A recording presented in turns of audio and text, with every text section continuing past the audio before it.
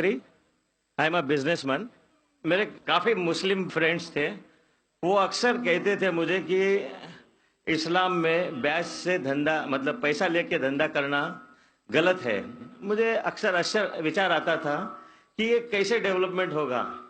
लेकिन आज का प्रेजेंट सिनेरियो पूरे दुनिया का देखते हुए एक मानना पड़ रहा है कि जिसने अपना घर गिरवी रख के कर्ज लिया और प्रॉफिट जिसमें मिलता है उस शेयर बाजार में लगाया, उनका घर भी तबाह हो गया.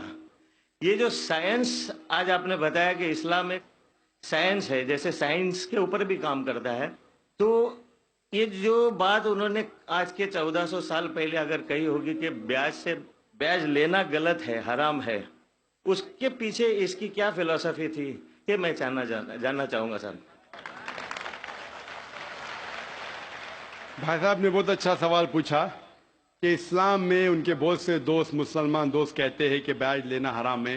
वो ये नहीं जानते थे क्यों हराम है. अभी पता चला कि जो दुनिया की हालत है इकोनॉमिक मेल्टडाउन में, वो जानना चाहते हैं क्यों ये हराम है.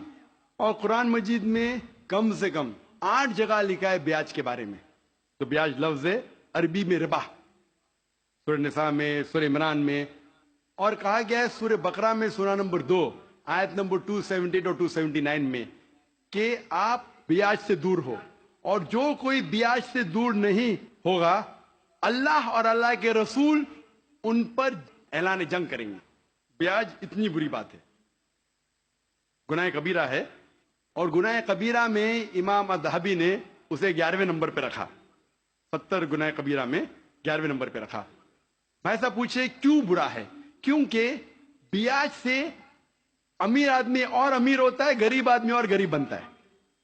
अमीर आदमी और अमीर होता है, गरीब आदमी और गरीब बनता है. आमतौर पे आप जब लोन लेने जाएंगे तो गरीब आदमी को लोन का मिलता है, और अमीर आदमी बताएगा मेरे पास ये मेरे पास वो है, तो उसको लोन मिलता है.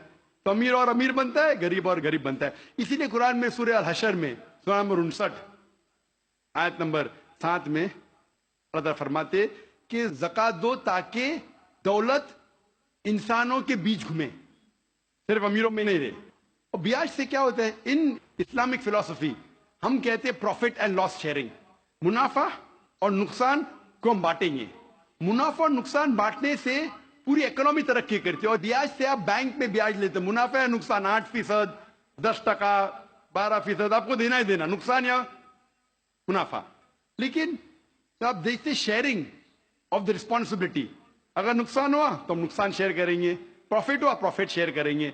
ब्याज में क्या होता है, मिसाल के तौर पे बैंक में, मैं एक लंबी तकरीर दे चुका हूं इस पे, अभी वक्त नहीं है, सिर्फ ये बोलूंगा कि ब्याज में क्या होता है. मिसाल के तौर पे बैंक ए के पास सपोज 100 रुपया है, वो बैंक बी को 10 रुपया रख के 90 रुपया देती है बैंक बी को.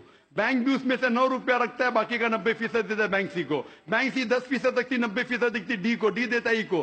तो लोग कहते हैं मार्केट में हजारों रुपये है कितने, 100 रुपया. तो आज की तहकीक कहते हैं मार्केट में फ्लोट हो रहा है $6 ट्रिलियन. है तो कुछ नहीं, बहुत कम. फ्लोट हो रहा है $6 ट्रिलियन. एक जन बेचता है, सब लोग बेचने शुरू होते. लीमैन ब्रदर्स, कौन सोच सकता था कि लीमैन ब्रदर नंबर 1 बेच जाएगा. उसके बाद सिटी ग्रुप, एक बेटा सब बेचते गए पूरी दुनिया में एक के बाद एक. तो क्योंकि it doesn't improve the society. Islamic way के अंदर जांच पड़ताल होती, किसको लोन देना किसको नहीं देना, प्रॉफिट एंड लॉस शेयरिंग है. सन 1980 में बैंक फंड करती थी गैम्बलिंग डेन को, शराब खाने को, कॉमन हो गया.